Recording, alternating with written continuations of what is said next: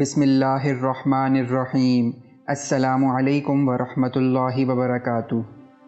سیدنا ابو ہریرہ رضی اللہ تعالی عنہ سے روایت ہے کہ رسول اللہ صلی اللہ علیہ وآلہ وسلم نے ارشاد فرمایا، کسی مجلس میں بیٹھے ہوئے جس شخص سے بہت زیادہ بےہودہ باتیں ہو جائیں اور وہ اپنی مجلس سے اٹھنے سے پہلے یہ دعا پڑھ لے، سبحانک اللہم وبحمدک اشہد ان لا الہ الا انت استغفرک واتوب الیک۔